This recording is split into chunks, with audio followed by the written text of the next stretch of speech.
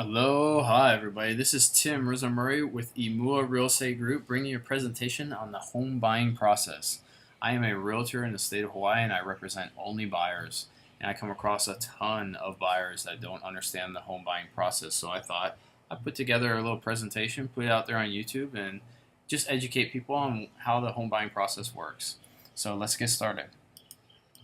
This presentation is going to be 18 steps in home buying. Now, don't be alarmed by that. 18 steps. And some of you are saying, wow, 18 steps, that's a lot. If you get the next step in the next slide, if you do it the correct way, the right way, you will not have to worry about the other 17 steps. So keep that in mind.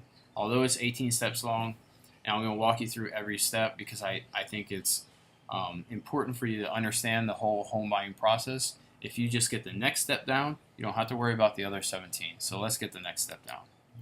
Hire an agent. I don't care if you hire an agent that specializes in listing properties, an agent that specializes in just buyers.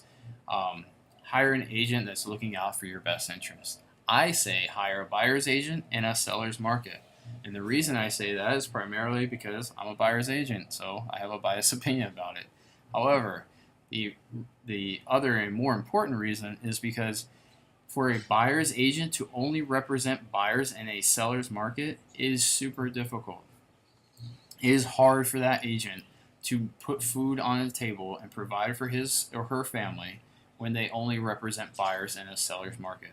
Because if you have a hot property and there's 9 buyers putting offers in, how does that buyer's agent get their offer accepted over the other 8?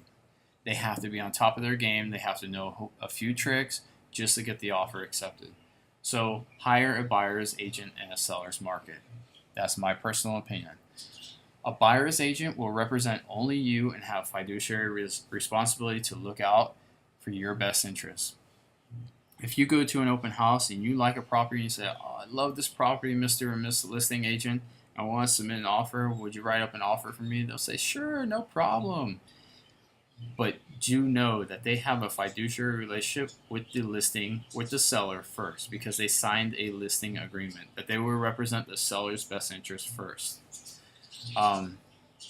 Buyer's agents may ask you to sign a buyer's broker agreement. This is not typical. This is not common amongst most realtors throughout the United States. However, if it is primarily a buyer's agent, it is very common because there's a ton of listing agents out there that will only list properties and not represent buyers. And they will ask for a listing. Every time a listing agent goes in and gets a listing, they get a listing agreement signed. So why not for a buyer? If I'm going to put the time and energy, I'm going to research properties that hit the market, properties before they hit the market. I'm going to research properties that developers have for you. And I'm going to put that time and energy into it. I'm going to ask you to commit to me. So it's not uncommon. But know that the seller pays the commission. I don't care if you're building a new home or if a seller has a home listed with another realtor. The seller has already agreed, the developer has already agreed to pay the buyer's agent. There are very few developers that will not pay the buyer's agent's commission.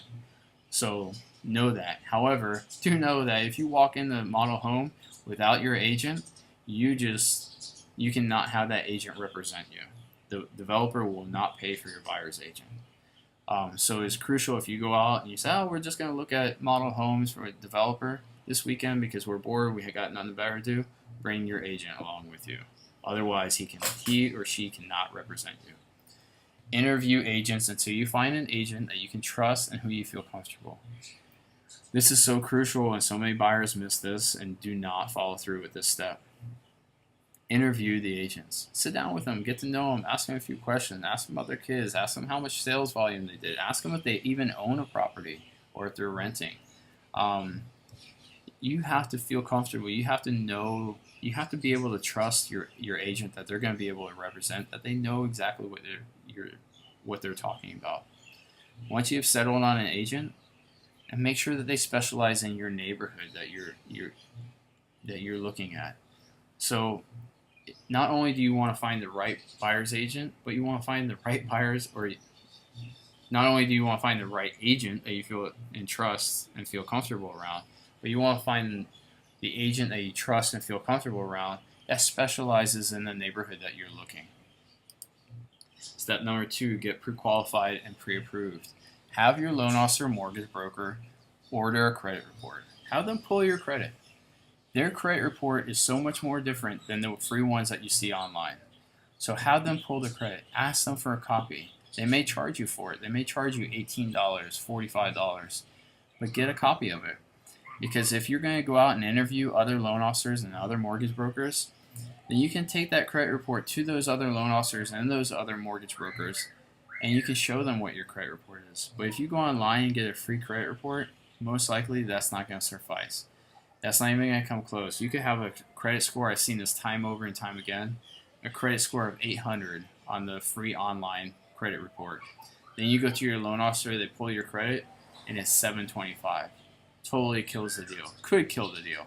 Doesn't necessarily mean that it has to, but it could, depending on the type of program and the type of property that you're buying.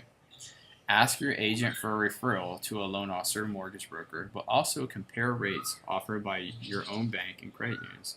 Shop it around. Ask your agent. This is what I'm saying. If you get the first step and you find that right agent that's connected with the loan officer and the termite guy and the home inspector, you don't have to worry about all these other steps. They'll find it for you. So ask them to give you 2 or 3 loan officers. Go out and you shop it around. Ask them what the closing costs are, and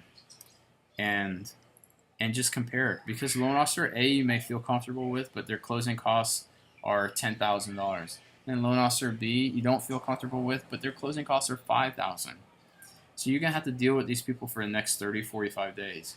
So go back to loan officer A and say, hey, look, I like you. I feel confident that you can close this deal. However, your closing costs are $10,000, and this other guy's is $5,000. And then ask if they'll come down to the $5,000. 99% of the time, if it's the same program and it's the same product, they're going to come down to the other loan officer's closing costs. Ask the lender to give you a pre-approval or pre-qualified letter stating how much you can afford. Very crucial. Once you get your credit report pulled, you tell them how much income you have, how much debt you have. You get pre-qualified. Here in the state of Hawaii, you get pre-qualified, then you get pre-approved. If they pre-qualify you, ask them for a letter, because when you submit the contract, you're going to have to submit it, or you should. I should say that you should submit your contract with a pre-qualified letter stating that you can afford that property. Later, and if you want to go a step above that, you can get pre-approved, which is even better when you submit the offer. You can submit a pre-approval letter stating that you can afford that property. Look at homes for sale. Ask your agent and go out and look at homes before showing them to you. I don't recommend this right away. I recommend this later as you build up your relationship and they get to know you a little bit better of exactly what you're looking for. However, because you don't want to miss that one property because they thought they knew exactly what you wanted, but they didn't show you that property. I've had that happen. It's happened to me before. In the beginning, when I first started, didn't show them a property. 2-3 weeks went by. They came across it at an open house. They're like, how come you didn't show me? I was like, I didn't think you like it because you said you want a turnkey and that requires work. Well, I would have done the work. So don't have them preview it right away. Maybe after your second or third showing appointments, then you can have them start previewing them before. Narrow your search criteria. Same thing. As you're going out and you're looking at properties to purchase, you're going to be telling your agent, hey, I like this or I don't like this and blah, blah, blah. They're going to be taking notes if they're a good agent. So that's going to narrow down your search of where you want, what you want. Ask your agent to give you MLS printouts, comparable sales in your targeted neighborhood. If you like a particular neighborhood, know everything there is about it. Ask them the sales that are going on. Ask them what's on the market right now. Ask them how many days on the market they sit. Just know what's going on in that particular neighborhood so you can make the best educated decision that you can when you go to put in a contract. Consider all homes on the market, including fixer-uppers, RIOs, foreclosures, short sales, and those overpriced homes with longer days on market. Longer days on market. That one comes up so many times. So many times properties will go out there and they'll be listed, let's say, at $1 million. And oh, I can't afford that property because it's listed at $1 million. And it will sit there and sit there. And then finally, the listing agent, after 100 days on the market, convinces the seller to drop the price. Hey, we need to drop it down to $800,000. Okay, I agree. Let's drop it down to $800,000. Well, it's been out there for 100 days on the market. So most realtors they look for new properties that come on the market, but they don't look for the price changes. The majority of realtors, they don't look for the price changes. So if they see that property, they're going to say, oh, that's $1 million, without even looking at the price. So those are key. Foreclosures, fixer-uppers. What's a fixer-upper to you may not be a fixer-upper to somebody else. So take a look at them in the beginning. Later you can decide after your second or third, okay, no more foreclosures. No, I do not want to deal with short sales because they take so long. You can start to weed them out, but don't weed them out right in the beginning. Observe open house etiquette. If you're going to somebody's open house, another listing agent, without your agent, observe the open house etiquette. Be respectful. It's somebody else's home. Somebody is living there most of the time. And sign in. If you don't have your agent's business cards to pass out, sign in. I give all my buyers my business cards to pass out. So when they go to an open house, they just drop my business card. They don't have to sign in. If that agent wants to contact my client, they can contact me. Then I'll contact my client. Tell your agent which online home listings you're interested in previewing and ask for additional input. Same thing. Once you find a particular property, ask for additional input. You want to know everything there is about that property. Step 4. Write a purchase offer. Consider writing offers in favor of the seller in a seller's market and offers in favor of buyers in a buyer's market. That's just common sense. Have so many buyers come from the mainland and it's a seller's market and they don't want to play they don't want to compete with other offers. Well, they're not going to buy anything out here. They think that it's unethical. They think that it's rude that the seller is asking for the moon. But it's a seller's market. If I was a seller, I'd be asking for the moon too. So just know that if you're going into a seller's market, you have to be willing to play their game. Select a home offer price based on the amount you feel the seller would accept or counter. Ask your agent. Come up with your own price and say, hey, my wife and I think that we want to offer this amount for the property. What do you think? No, I think that could get accepted. Or I think your agent's going to say, I don't think it's going to get accepted because it's too low, or there's other offers, or whatever. So come up with your own price first, then ask your agent.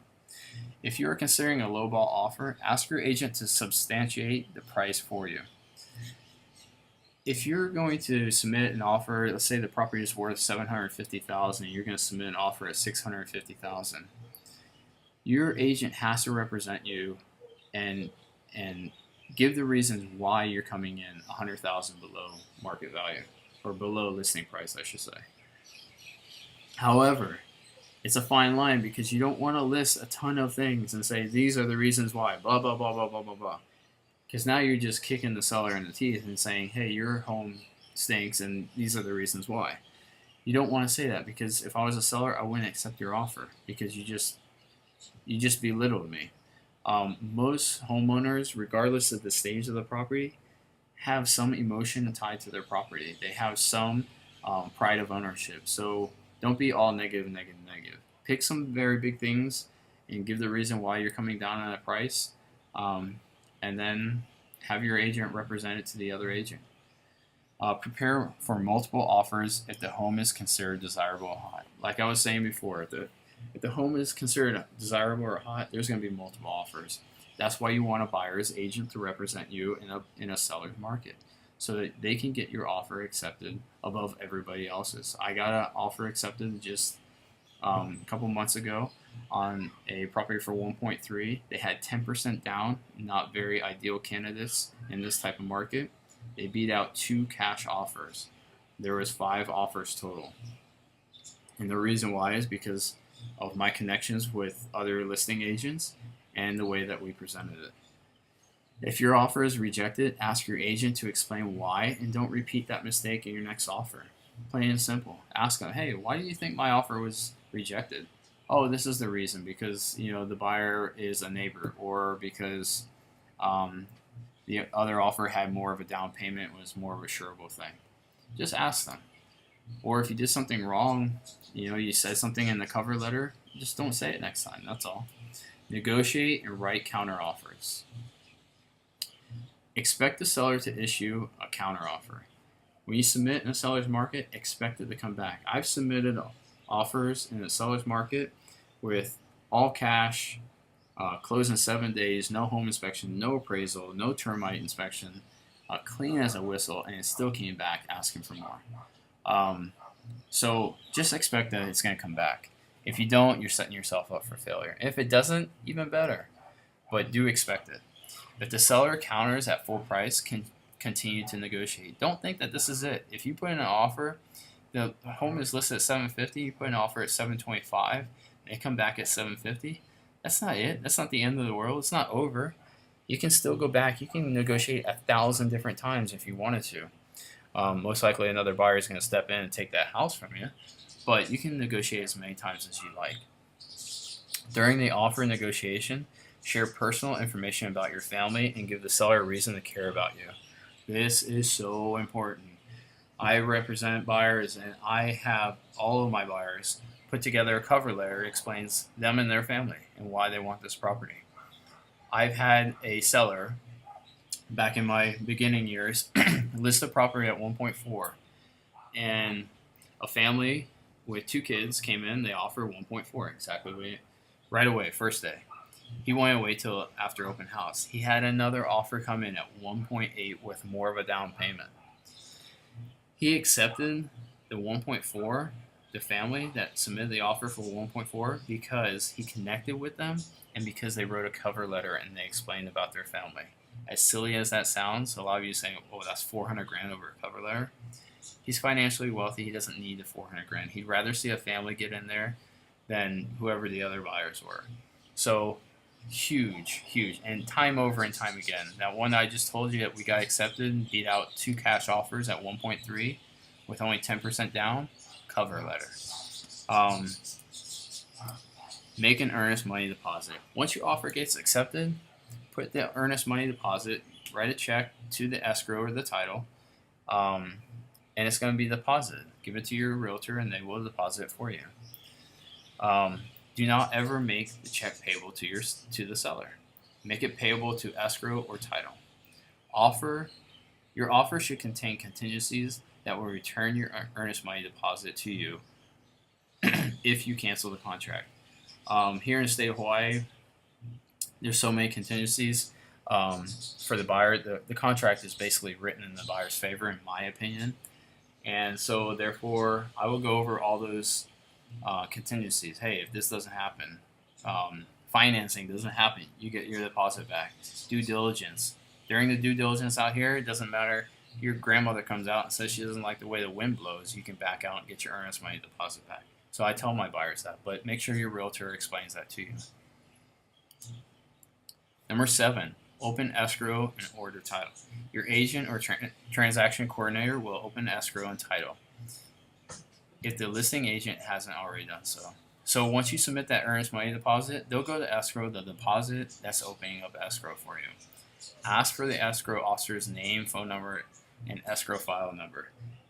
You shouldn't have to ask for this. If the agent doesn't give it to you and the title and the escrow company have not already sent it to you, I question who you're dealing with, because it should be automatic.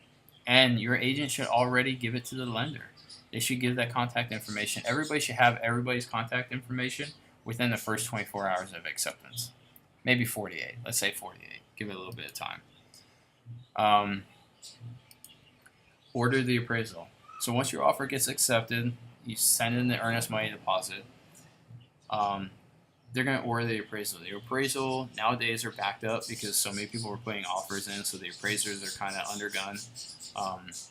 They got a lot of appraisals to do. So they order it right away. Typically, I like to order it right away. Your lender will require an advance payment for the appraisal. They'll ask for a check. So regardless if the appraisal comes in or it doesn't, you're still going to have to pay. You receive A low appraisal, discuss options with your agent. Just because the appraisal came in low doesn't mean it's over. A lot of times you can get the seller to come down. Say you got an offer in at 750 and it came in at 725. A lot of times you can ask the seller to come down to 725 because you don't have the extra 25 to 1,000 to come up to make the difference in cash. Or you can meet halfway in the middle, or you can come up with the 25. I had another one that was accepted at 910, but we put an appraisal clause in the beginning of the contract stating that if it does not appraise out, we would pay the difference of up to 25,000. And it didn't come in. It came in 15,000 less, so my buyer had to come up with an additional $15,000 cash. Ask for a copy of their appraisal. That's typical, standard. Comply with the lender requirements. Lender may ask for additional information. They're going to ask for additional information throughout the process. Just give it to them. It's not them, it's not the loan officer, it's the lender that's asking for it. So you're asking for a lot of money in most cases, so just give them what they're asking for. Do not make home buying mistakes such as altering your financial situation while in escrow. See this happen time over and time again. People buying a house, they gotta go out and buy a living room set. They want to buy it, but they don't have the cash for it, so they're gonna make payments for it. You make payments for it, they're gonna ask for your social security number because they're gonna set up a loan for you. You do that, you just screwed your debt to income ratio. So be careful. I always tell all my buyers, if you have to give out your social, if there's anything that you're purchasing and they're asking for your social, don't buy it. Or call your loan officer. If you have to have it, call your loan officer and say, hey, we want to buy this. It's $4,500. We don't have the cash for it, but it's going to set us back $200 a month. Is that going to mess things up? And they'll give you an answer. When the file is complete, the lender will submit it for final underwriting approval. So after you get everything in, they'll submit it for final. This is pre-approval. This is approval for the loan. And this will be a contingent approval. Approve seller's disclosure. Seller's disclosure in the state of Hawaii will come in the beginning of the transaction. Read the questions, read the answers, understand it. If you have any questions, ask your realtor. If you don't have any questions, approve it and move on. Sellers have to disclose certain items. So ask your realtor which items your seller has to disclose. And have them walk you through it. Here in the state of Hawaii, it's 4 pages. I don't know in other states, but talk to your realtor. Order homeowner's insurance policy. Order homeowner's insurance policy up front. I always tell my buyers to do this up front. That way you can shop it, you're not under the gun, you're not pressured, and you can make an educated decision. I've seen this many times where everybody forgets about it until the end, and then the buyer has 1 day to make a decision and then feels pressured and makes a wrong decision and overpays for insurance. So do it early. Doesn't hurt to get it done early. Hire a reputable home inspector. Conduct home inspection. In the state of Hawaii, we do this in the beginning as well. In the first 15 days, 10 days, 7 days, whatever you negotiate.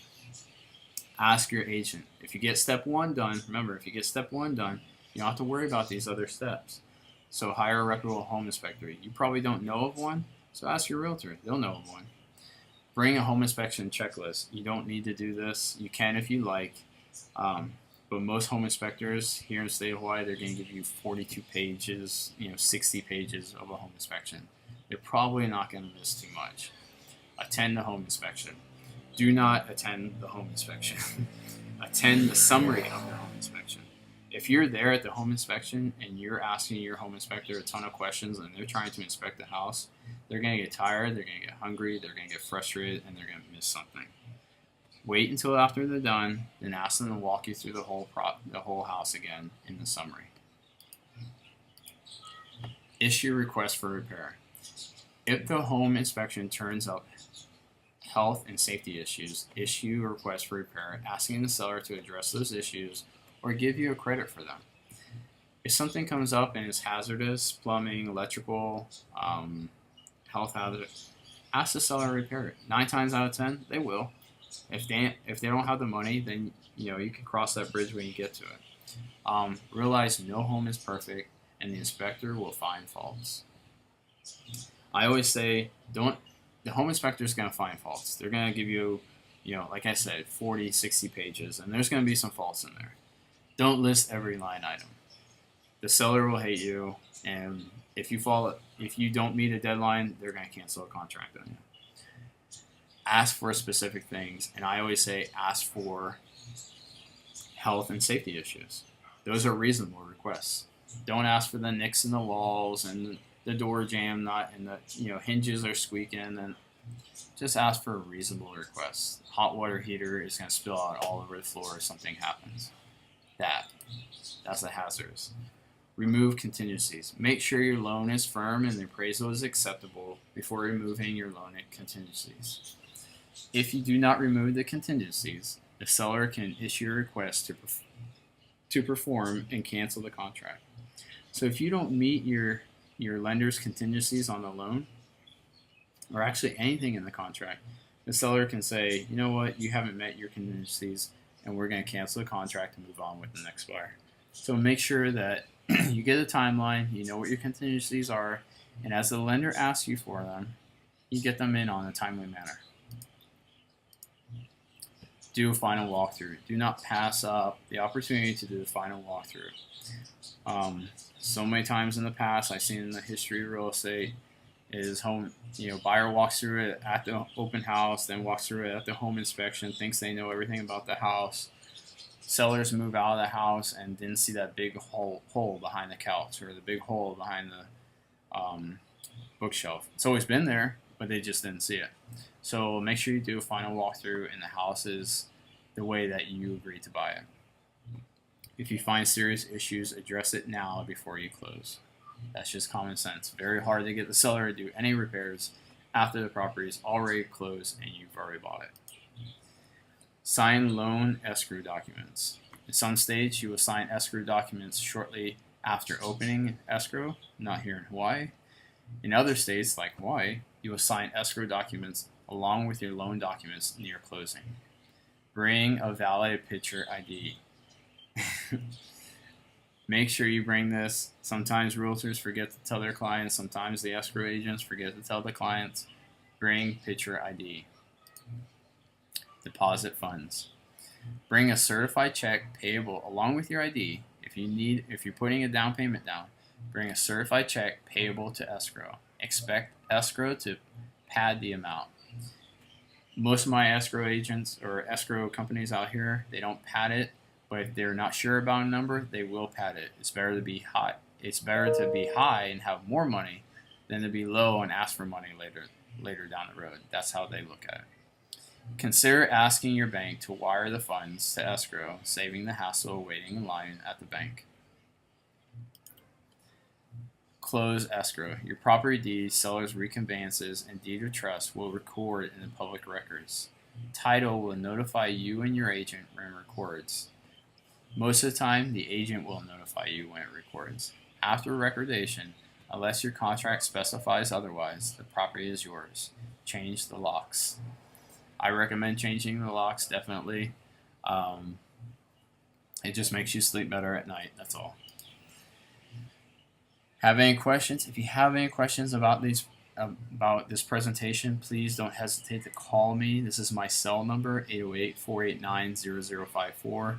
You can text me, you can email me, timsells@gmail.com, or you can visit our website. I'm also on YouTube, Real High TV.